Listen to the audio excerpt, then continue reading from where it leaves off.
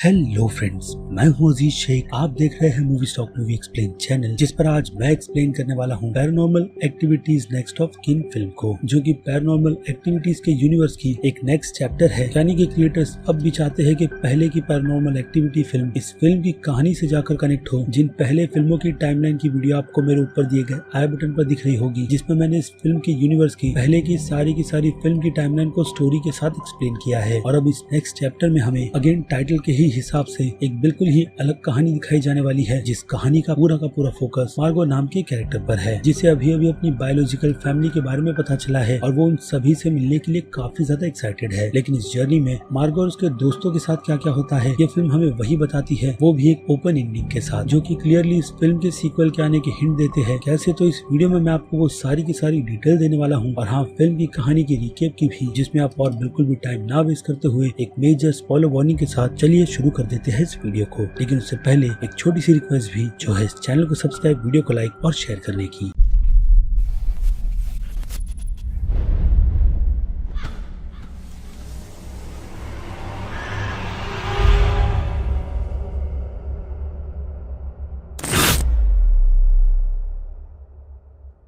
So friends, तो कहानी की शुरुआत फिल्म की लीड मार्गो से करते हैं, जो किसी एक रेस्टोरेंट में अपने दोस्त क्रिस के साथ सैमुअल नाम के बंदे का वेट कर रही है, जिससे वो अभी मिली है, या फिर कहूँ सैम ने उसे ढूंढा है अपनी एक दोस्त की मदद से, जिसे वो रूम स्प्रिंगा के दौरान मिला था। अब रूम स्प्रिंगा एमिश के लोगों में एक ऐसा वक्त है जिस वक्त एमिश की कम्युनिटी के लोग उनके घर के हर एक मेंबर को दुनिया एक्सप्लोर करने के लिए भेजते हैं कि उनकी कम्युनिटी के बाहर लोग किस तरीके से जीते हैं। और ये टाइम पीरियड सैम के लिए भी कुछ ऐसा ही था, जिसने अपनी कम्युनिटी के बाहर दुनिया को अलग हिसाब से जिया और उनके बीच भी रहा। वो भी उन्हीं के काम कर जिस दौरान उसकी मुलाकात एक लड़की से हुई जो उसकी दोस्त बन गई, और उसने अपनी उस दोस्त को अपनी आंट सारा की कहानी सुनाई, जिन्होंने आज से कई साल पहले एक हॉस्पिटल के बाहर अपनी बेटी को छोड़ दिया था। और सैम उसके बारे में जानना चाहता है कि वो बच्ची जिंदा भी है या नहीं। जिसके बाद उसकी दोस्त ने उसे अमेरिका के डीएनए का सिस्टम बताया था, जिसकी मदद से इंसानों के सारे रिकॉर्ड्स रखे जाते हैं, और वो इसी के जरिए अपने खोए हुए रिश्तेदार को भी ढूंढ सकता है। और फिर क्या, वैसी खोज करने पर सैम को मार्गो का नाम मिला, जो कि बचपन से ही खुद को अनाथ समझ रही थी। लेकिन अब सैम के आ जाने से वो खुद की फैमिली को जान सकती है, जो कि अब असल में सैम की ही फैमिली यानी कि एमिश की कम्युनिटी से बिलोंग करती है। अब अगर इस कम्युनिटी की भी बात करें, तो ये कम्युनिटी अपने में ही रहती है, जिनमें से ज्यादातर तो लोग खेती कर ही अपना जीवन बिताते हैं और अपनी पुरानी परंपराओं पर ही चलते हैं, जिसे हम सिंपली काफी ज्यादा रिलीजियस भी कह सकते हैं, जिनके लिए सब कुछ उसकी कम्युनिटी ही है। और अब सैम की तरफ से मार्गो को ऑफर उसकी फैमिली से मिलने का मिल रहा है, जिसके लिए वो पूरी तरीके से प्रिपेयर है। और उसकी इस जर्नी में उसका साथ क्रिस और डेल नाम का बंदा देने वाला है, जो उनके ग्रुप में साउंड को हैंडल करता है, यानी कि वो साउंड डिपार्टमेंट से है। और क्रिस का काम मार्गो की लाइफ पर चल रही डॉक्यूमेंट्री बनाने का है, क्योंकि उसकी लाइफ की स्टोरी बहुत ही ज्यादा इंटरेस्टिंग है। ऊपर से उसे आमिश की कम्युनिटी के लोगों के बारे में एक डॉक्यूमेंट्री बनाने मिल रही है, जिस पर वो काफी टाइम पहले से काम करना चाहता था, जो लोग न्यूयॉर्क के ही बफेलो नाम की जगह से काफी दूर रहते हैं, यानी कि सुनसान इलाका,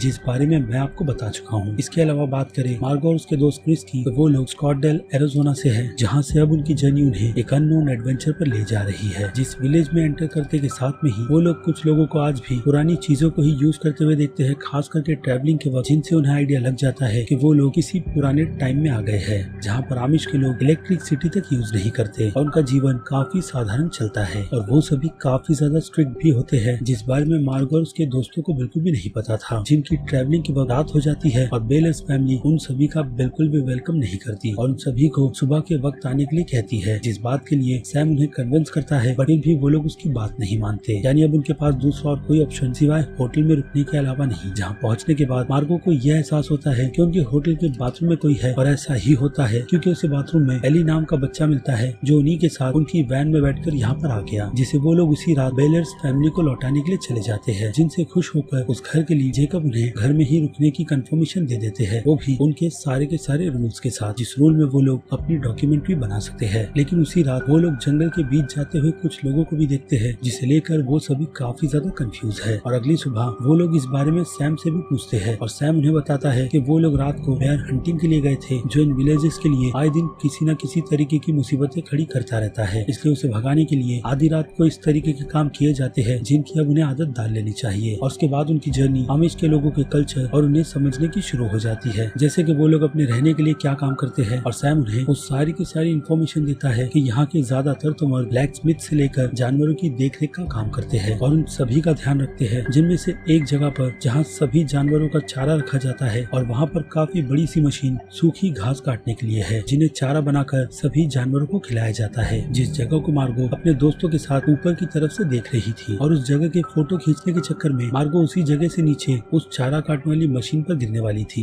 लेकिन क्रिस उसे बचा लेता है और सैम बाद में उन्हें उस जगह से ले जाता है, क्योंकि ऐसी जगहों पर खतरा बहुत रहता है। जिसके बाद मार्गो वहाँ से सीधे कुछ टीनेजर्स के पास जाती है और अपनी माँ सारा के बारे में कुछ जानने की कोशिश करती है, जिसके बारे में उसे वहाँ पर वो टीनेजर्स यही बताती है कि उसकी माँ सारा ने उनकी कम्युनिटी को छोड़कर बाहर के किसी दूसरे से प्यार किया था और मार्गो उन्हीं की निशानी है, जिन्हें अब कम्युनिटी के लोग ज्यादा पसंद बिल्कुल भी नहीं करते। लेकिन इससे ज्यादा वहाँ पर खड़ी मैरी मार्गो को कुछ न बताते हुए अपनी बाकी दूसरी बहनों के साथ चली जाती है और फिर उसी रात सारी फैमिली एक साथ बैठकर खाना खाती है और मार्गो के आने की सेलिब्रेशन भी करती है, जिस बात से मार्गो अब काफी ज्यादा खुश है। और फिर उसी रात डेल अपने दोस्तों को यही कहता है कि ऐसी जगह क्रीपीनेस से भरी हुई होती है जहाँ उसे रहना बिल्कुल भी नहीं पसंद, लेकिन मार्गो का कहना यही है कि ये फैमिली मिलजुल कर रहती है, जैसा शहरों में काफी कम ही देखने मिलता है। उसके बाद बाहर चल रही स्नो और अंदर की ठंड डेलिस को जनरेटर की याद दिलाती है, जिस बारे में वो क्रिस को कहता है और क्रिस वहाँ से रात को अपने जनरेटर को ठीक करने के लिए चला जाता है, जहाँ पर अचानक से उसके सामने फिर से वो बच्चा एली आ जाता है। जिसके बाद लिविना और जेकब आकर उसे यही समझाता है कि उसे नींद में चलने की बीमारी है और अच्छा है कि रात वो बाहर था और अब इतनी ठंड में उन्हें बाहर रहना नहीं चाहिए। जिसके बाद क्रिस भी जेकब के साथ घर में चला जाता है और अगली सुबह मार्गो क्रिस से यही कहती है कि रात को उसने उनके बेडरूम के ऊपर वाले कमरे में किसी के चलने की आवाज सुनी, जिस बारे में क्रिस को बिल्कुल भी नहीं पता और न ही डेल को, जो वहाँ पर बच्चों और कुछ लोगों की मदद से खुद को उन्हीं के जैसा बना लेता है, जिसे देखकर लोग काफी ज्यादा हंसते हैं और लवीना उसे यही कहकर बुलाती है कि अब वो उनकी कम्युनिटी का लग रहा है। जिसके बाद वो सभी अपनी डॉक्यूमेंट्री के लिए कुछ बच्चों के शॉट्स लेते हैं और उन्हें कैमरे में चल रहे स्लो मोशन के बारे में समझाते हैं, जिनमें से एक बच्ची के पास जाकर मार्गो बैठ जाती है और वो बच्ची उसे उसकी माँ सारा के बारे में बताती है, जिस बच्ची ने अपनी डॉल का नाम भी सारा रखा है। और वो छोटी बच्ची यही कहती है उसे कि सारा अब भी यहाँ पर है, लेकिन पहले जैसी बिल्कुल भी नहीं, और उसे मार्गो बिल्कुल भी नहीं पसंद। जितना कहकर वो छोटी बच्ची भी वहाँ से चली जाती है और फिर रात के बाद सारा को फिर से ऊपर किसी के चलने की आवाज आती है, जिसे चेक करने के लिए वो सीधे उस कमरे की तरफ बढ़ती है और अंदर जाने के बाद उसे कोई भी नहीं मिलता। लेकिन वहाँ पर उसे ये बात बहुत ही अच्छी तरीके से पता चल जाती है कि ये कमरा उसकी माँ का था, जिन्होंने वहाँ पर लेटर भी लिख रखा है, वो भी अपनी ही फैमिली को, कि वो अपनी बच्ची उन सभी से काफी दूर ले जाएगी, जिस तक वो लोग कभी भी नहीं पहुँच पाएगी। और इस लेटर के बारे में सुबह और डिस्कशन होती है, लेकिन उससे पहले यहाँ इस रात की रूम की सिचुएशन मार्गो का बहुत ही बुरा एक्सपीरियंस रहती है, जहाँ उसे उस कमरे के अलावा शोकेस के पीछे एक और कमरा मिलता है जिसकी हालत बहुत बुरी है और उसी कमरे की दीवार में कुछ अजीब तरीके की पेंटिंग भी बनी हुई है, जिसे शायद किसी ने अपने खून से बनाया होगा। और फिर कुछ ही देर में वहाँ पर जेकब भी आता है यही चेक करने कि उस कमरे में कोई है तो नहीं, जहाँ पर उसे किसी के होने का एहसास होता है और जल्दी से नीचे की तरफ भागता है। जिसके बाद मार्गो जो उसी रूम के बेड के नीचे छुपी हुई है, तो उसे एहसास होता है कि उस पलंग पर कोई आकर बैठ गया है। जिसके बाद वो अपना कैमरा निकालकर ये पता लगाने की कोशिश करती है कि बेड पर कौन है, तो उसे वहाँ पर कोई भी नजर नहीं आता। और अब जहाँ से निकलने का रास्ता है, यानी कि इस कमरे का एग्जिट को जेकब ने बंद कर दिया है। जिसके बाद ना चाहते हुए मार्गो को उस बेडरूम की खिड़की से बाहर निकलना होगा, लेकिन उसी बीच उसे उस विंडो के मिरर में किसी का रिफ्लेक्शन नजर आता है, मानो जैसे कोई उसके पीछे खड़ी है। और उसे देखकर मार्गो काफी ज्यादा डर जाती है मिरर में, लेकिन पीछे कोई भी नहीं होता। जिसके बाद अगली सुबह वो अपने इस एक्सपीरियंस की वीडियो को क्रिस और डेलिस के साथ में शेयर करती है, जिनमें से क्रिस उसकी बात पर बिल्कुल भी भरोसा नहीं करता, लेकिन डेल को कहीं न कहीं मार्गो की बात पर भरोसा है, जिसे वो शुरुआत से ही कह रहा है। और अब अपनी माँ के पास के बारे में कुछ और पता लगाने के लिए वो सुबह जेकब का इंटरव्यू लेती है, यानी कि उसके ग्रैंडफादर का, जिन्हें मार्गो लेटर दिखाकर अपनी माँ के बारे में पूछती है और जेकब समझ जाते हैं कि उस रात उस कमरे में मार्गो ही थी, दूसरा और कोई नहीं। जिसके बाद वो उसे सारा की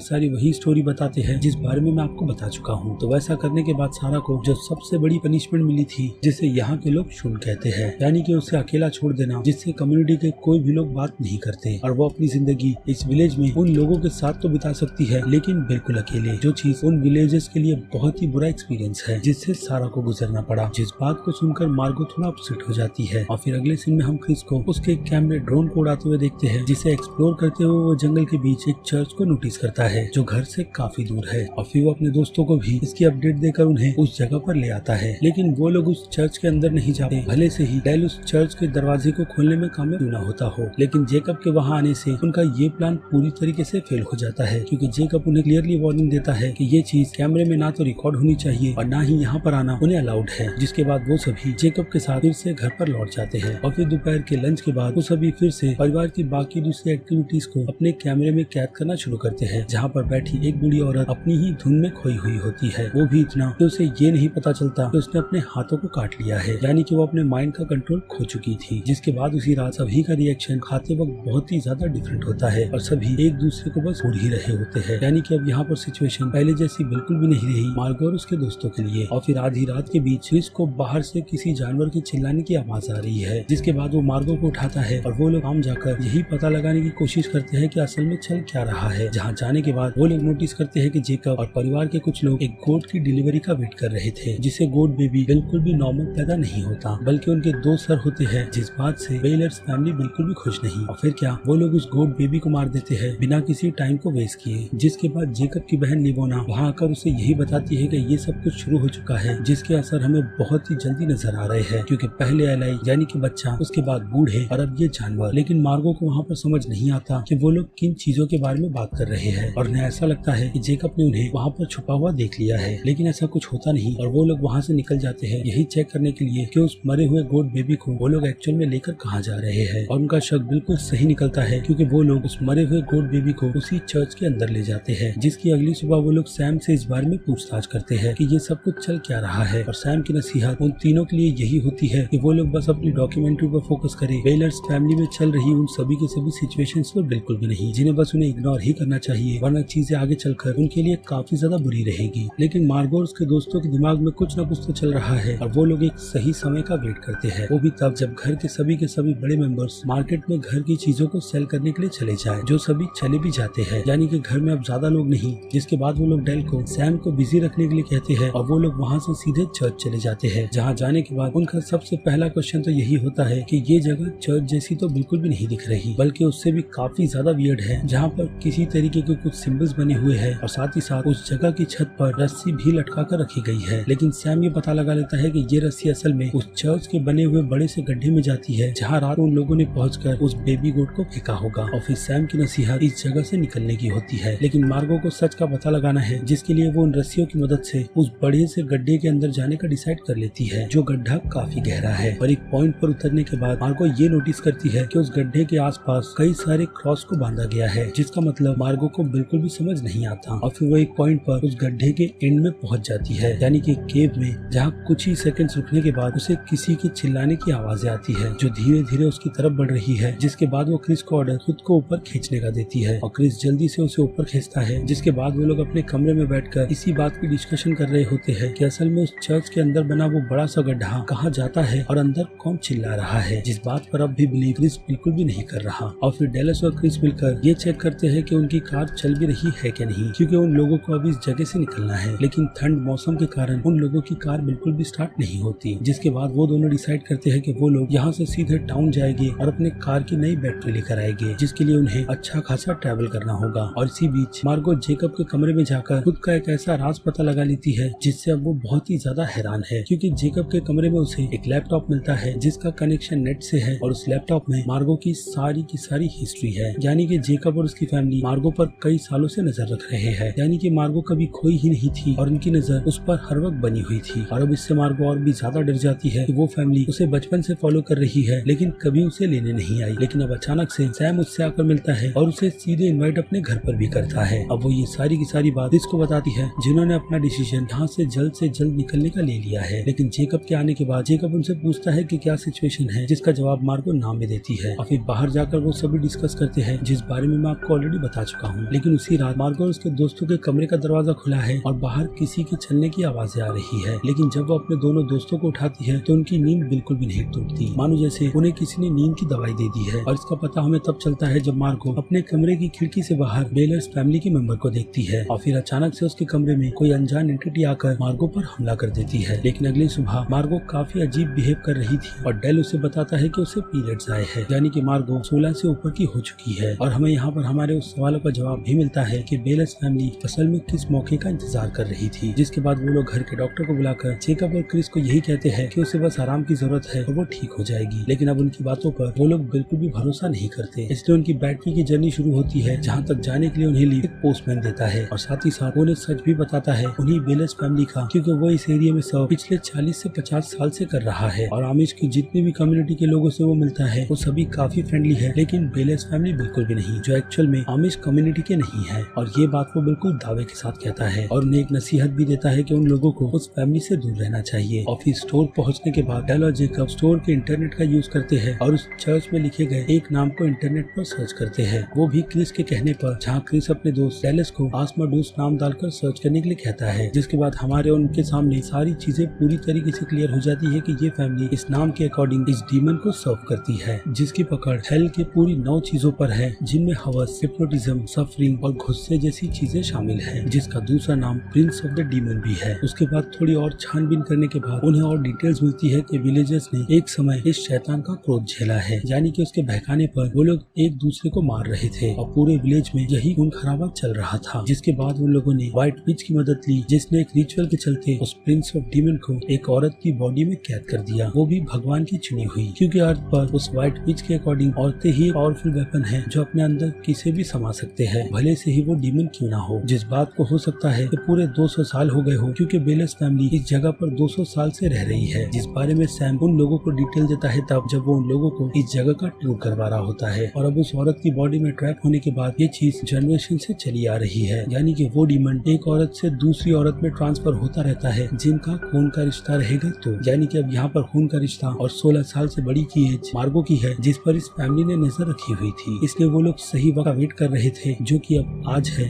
यानी कि मार्गो की जान खतरे में है और वो लोग अपनी दोस्त को ऐसी बुरी सिचुएशन में फंसने बिल्कुल भी नहीं देना चाहते। इसलिए वो लोग जल्द से जल्द बैटरी लेकर कार की वहाँ से सीधे बेलेस के घर पर पहुँचते हैं, जहाँ पहुँचने के बाद उन्हें सिवाय बच्चे और सैम के अलावा कोई नहीं मिलता। लेकिन बच्चे उन लोगों से बात नहीं करते और सैम उन्हें यही नसीहत देता है कि वो लोग घर से तब तक बाहर ना निकले जब तक उस चर्च की 2 बेल नहीं बज जाती, और तभी जाकर सिचुएशन बिल्कुल ठीक होगी, उससे पहले बिल्कुल भी नहीं। यानी कि किसी तरीके की रिचुअल उनके बनाए गए चर्च में हो रही है, जहाँ सैम भी जाने वाला है। और इसका मतलब साफ है कि उस रिचुअल में मार्गो की बॉडी में वो लोग उस डीमन को फिर से ट्रैप करने वाले हैं। जिस बात को सुनने और समझने के बाद क्रिस सबसे पहले डेल को कार ठीक करने के लिए कहता है और वो वहाँ से सीधे चर्च चला जाता है मार्गो को लेने के लिए। जहाँ पहुँचने के बाद उसकी हाथापाई जेकब से होती है और इसी दौरान जेकब उस गड्ढे में गिर जाता है और उसकी वहीं पर मौत हो जाती है। जिसके बाद क्रिस रस्सियों की मदद से नीचे उतरता है और वहाँ पर पहुँचने के साथ में ही जेकब की डेड बॉडी की टूटी हुई हालत देखता है, और फिर भी वो हिम्मत कर मार्गो के पास पहुँचता है, जहाँ पर जेकब की बहन लिवाना किसी तरीके का रिचुअल कर रही है, जिसे रोककर वो उसे धक्का देता है और लिवाना बस यही बात चिल्लाती रहती है कि उसने उनकी रिचुअल को रोका है और सॉल्ट के बने हुए उस घेरे को भी तोड़ दिया है। यानी कि अब चीजें बिल्कुल बुरी होने वाली है, जिसका क्रिस को बिल्कुल भी अंदाजा नहीं, और उसे लवनों का ये चीज जल्द से जल्द क्लियर करने के लिए दे देनी चाहिए, वरना सिचुएशन और बुरी होगी। क्योंकि डीमन के आने के संकेत उन्हें टाइम टाइम पर मिलते रहे हैं, यानी कि डीमन एक बॉडी को छोड़कर दूसरी बॉडी में जाने के लिए बिल्कुल रेडी है, क्योंकि एक बॉडी जिसमें वो अभी है वो पूरी तरीके से वीक हो चुकी है, और अगर ऐसा नहीं किया गया तो डीमन अपनी कैद से आजाद हो जाएगा, जो हमें वहाँ पर बैठी हुई एक औरत में नजर भी आता है, यानी कि एक मॉन्स्टर जो अब उनकी जान की दुश्मन बन गई है। जहाँ आते के साथ में ही वो सबसे पहले लिवाना को मारती है, और जैसे ही वो क्रिस को मारने वाली होती है तो उसकी पैरों की जंजीर उसे एक पॉइंट पर आकर रोक देती है, यानी कि उन दोनों के पास टाइम है इस जगह से जल्द बाहर निकलने का। जहाँ डेलिस पहुँचता है और क्रिस के कमांड पर सबसे पहले तो वहाँ से मार्गो को बाहर निकालता है, और जिसके बाद क्रिस भी वहाँ से निकलता है, जहाँ वो मॉन्स्टर भी आजाद हो चुकी है और उनके पीछे आ रही है, और देखते ही देखते वो उस चर्च के गड्ढे से भी बाहर आ जाती है, जिससे बचते बचाते हुए वो तीनों भाग रहे होते हैं। लेकिन बाहर बर्फ के तूफानों में डेलिस उनसे बिछड़ जाता है, जिसका मौका देखकर वो मॉन्स्टर सबसे पहले डेलिस को मारती है और फिर उन दोनों के पीछे लग जाती है, जिससे बचते बचाते हुए वो लोग पहले तो काउच शेल्टर में जाकर छुपते हैं, लेकिन वहाँ भी वो मॉन्स्टर उनका पीछा करती है, और फिर वो लोग वहाँ से सीधे लॉफ्ट की तरफ बढ़ते हैं और एक अच्छे मौके का इंतजार करते हैं। जिसके बाद जेकब उसे यही कहता है कि इस हुक से वो उस मॉन्स्टर को मार सकती है और वहाँ से सीधे उस चारा काटने वाली मशीन पर फेंक सकती है। इतना कहते ही वो मॉन्स्टर क्रिस पर अटैक कर देती है, और फिर मार्गो अपना दिमाग लगाकर उस मॉन्स्टर को अपनी माँ सारा के नाम से बुलाती है, जिस नाम को सुनकर वो मॉन्स्टर रुक जाती है, यानी कि वो मॉन्स्टर और कोई नहीं बल्कि सारा की असल माँ है, जो नहीं चाहती थी कि उसके बाद इस डीमन को संभालने की जिम्मेदारी वो खुद पर ले। इसलिए उसने ऐसा कर अपनी बेटी को बचाया था, लेकिन अब वो यहाँ है ऐसे बुरे हालात में। जिसके बाद मार्गो अपनी ही माँ को हुक से मारती है, जिसका उस पर कोई भी असर नहीं होता, और फिर वो उसे घसीटकर सीधे वहाँ से नीचे फेंकती है, लेकिन सारा अपनी बेटी का पैर पकड़ लेती है और चिल्लाकर ऊपर आने वाली होती है। जिसके बाद वो उसे काफी जोर से पुश करती है और धक्का लगने से सारा वहाँ से सीधे उस मशीन पर गिरती है और काफी बुरी तरीके से मारी जाती है। यानी कि अब जेकब और क्रिस बिल्कुल फ्री है यहाँ से भागने के लिए। जिसके बाद वो लोग अपनी कार में जाते हैं और क्रिस काफी मेहनत के बाद उसे स्टार्ट भी कर लेता है। जहाँ से निकलने के बाद वो लोग देखते हैं कि आसपास के सभी लोग खुद को पूरी तरीके पटाखे से जला रहे हैं और एक दूसरे को मार रहे हैं, जिसके बाद उनमें से कुछ गाँव वाले उन पर भी अटैक करते हैं, जिससे बचते हुए वो लोग वहाँ से बिल्कुल सही सलामत निकल जाते हैं। और फिर पुलिस का वहाँ पर आना होता है, जो इस कत्लेआम की रिपोर्ट अपने बाकी दूसरे ऑफिसर्स को सेंड करता है और सीधे गाँव शेल्टर जाकर यही चेक करता है कि जोर जोर से बच्चे के रोने की आवाज कहाँ से आ रही है। जहाँ जाने के बाद उसे पता चलता है कि वो आवाज किसी और की नहीं बल्कि जेकब की है, जो छोटे बच्चे से जेकब की आवाज में कन्वर्ट हो जाती है। और जेकब वहाँ पर खड़े होकर बस अपने इशारों से ही उस पुलिस ऑफिसर को खुद ही की गन से मरवा देता है। और दूसरे पुलिस वाले का भी यही हाल होता है, जिसकी कार में बैठकर जेकब वहाँ से निकल जाता है। और ये फिल्म यहीं पर खत्म हो जाती है। जिसकी अब थोड़ी सी एंडिंग को डिस्कस करें तो ये बात बिल्कुल क्लियर हो गई कि जेकब के शरीर में अब प्रिंस ऑफ डेमन यानी कि एस्मोटियस जिंदा हो गया है, क्योंकि उस रिचुअल को इंटरप्ट क्रिस ने जाकर कर दिया था। और मार्गो का अपनी माँ को मारना यही इशारा देता है कि उस लॉफ्ट में सारा के मरने के बाद वो डीमन आजाद हो गया, जिसने वहाँ से निकलकर जेकब को पोजेस कर लिया और अब वो दुनिया में आ चुका है अपने मकसद को पूरा करने के लिए, यानी कि वही मकसद पूरी दुनिया में तबाही लाना, जिसकी एक झलक हमें इस फिल्म के एंड में मिल भी गई। लेकिन फिर भी चर्च के फ्लोर पर बनी हुई पेंटिंग्स, जिनमें फिल्म के सेकेंड एक्ट को पूरी तरीके से रिवील कर दिया गया था, उसमें अब भी एक फाइनल रिचुअल बची हुई है। जिस रिचुअल में वो पेंटिंग एक आखिरी सेक्रीफाइस की बात कर रही है, जो सेक्रीफाइस शायद से डीमन का मार्गो को ही करना होगा, यानी उसे ढूंढकर वो जब तक उसका सेक्रीफाइस नहीं करवाएगा तब तक वो पूरी तरीके से आजाद नहीं होगा। और अब ये आजादी उसे कैसे मिलेगी कैसे नहीं, उसका पता तो इस फिल्म के आने वाले बाकी दूसरे पार्ट्स में ही चलेगा, उससे पहले बिल्कुल भी नहीं, जिसे लेकर मेरे पास भी ज्यादा इन्फो नहीं है। बाकी एंडिंग मैंने आपके सामने एक्सप्लेन कर दी है, और हाँ, फिल्म की पूरी स्टोरी भी, जिसे लेकर अब आपकी क्या राय है उस बारे में मुझे कमेंट कर जरूर बताइएगा, क्योंकि अब वक्त है वीडियो को यहीं पर खत्म करने का। मैं हूँ अजीज शेख, आप देख रहे थे movie stock movie explain channel, जिसे अगर आपने अभी तक सब्सक्राइब नहीं किया है तो सब्सक्राइब कर लीजिए और बगल में बने हुए इस बेल आइकन के साथ साथ नोटिफिकेशन को भी ऑल पर क्लिक कर दीजिएगा। बाकी मैं मिलूंगा जल्दी आपसे दूसरी किसी वीडियो में किसी और फिल्म या फिर किसी और सीरीज के टॉपिक पर बात करते हुए। तब तक के लिए आप मेरे चैनल के बाकी दूसरे वीडियोस को भी एंजॉय कीजिए और टिल देन